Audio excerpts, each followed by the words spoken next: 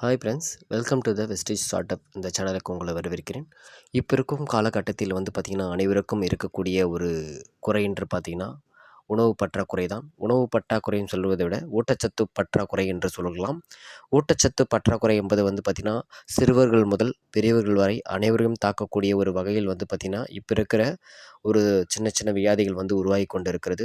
இதுக்கு உதாரணமாக தான் இப்போ பார்த்திங்கன்னா 9 வயது சிறுவனுக்கு பார்த்திங்கன்னா கடுமையாக முடிவிழியும் பிரச்சனை ஏற்பட்டுள்ளது. ஆனால் எங்களுடைய வெஸ்டேஜ் சப்ளிமெண்ட்ரி துணை உணவு மூலம் தொடர்ந்து அவர் பயன்படுத்தியதனால அவர் பார்த்திங்கன்னா ஏர் ரீக்ரோத் பார்த்திங்கன்னா மிராக்கிளான ஒரு ரிசல்ட்டை எடுக்க முடிஞ்சுது.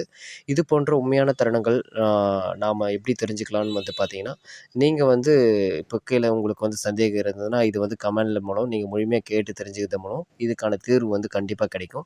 புழுவெட்டு என்பது பார்த்திங்கன்னா ஒரு சாதாரணமான ஒரு ஊட்டச்சத்து குறைபாடு தான். இந்த ஊட்டச்சத்து குறைபாடை பார்த்திங்கன்னா நம்ம ஈஸியாக ரீகவர் பண்ண முடியும்.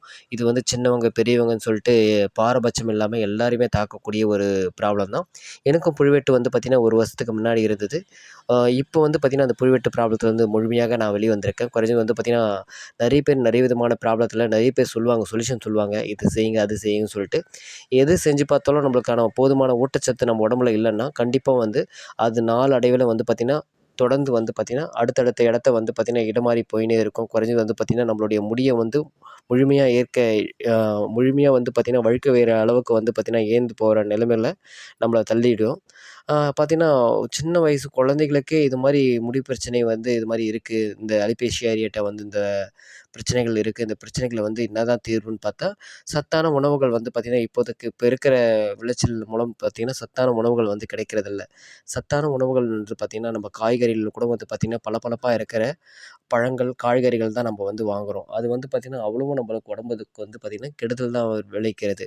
குறைஞ்சது பார்த்திங்கன்னா நான் ஒரு நாட்டு கத்திரிக்காய், நாட்டு பழங்கள் பார்த்திங்கன்னா தக்காளி, இப்போ இயற்கையாக விளையக்கூடிய பொருட்கள் பார்த்திங்கன்னா அதிகமாக நம்மளுடைய நாட்டுங்களில் பார்த்திங்கன்னா நம்மளுடைய நாடுகள்லையும் நம்மளுடைய கிராமங்கள்லையும் எங்கேயும் கிடைக்கிறதில்ல. குறைஞ்சது பார்த்திங்கன்னா எல்லாத்துலேயும் விளைச்சல் பார்த்திங்கன்னா 6 மாதத்தில் விளையக்கூடியது, 3 மாதத்தில் விளையுது. குறைஞ்சது பார்த்திங்கன்னா 1 மாதத்தில் விளையக்கூடியது, ஒரு 15 நாள் விளையுது.